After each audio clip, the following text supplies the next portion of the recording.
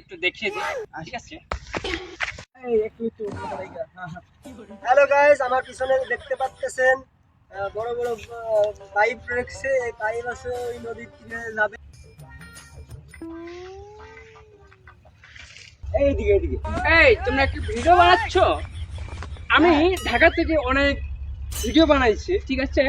তো এই তুমি স্লো মোশন পারো?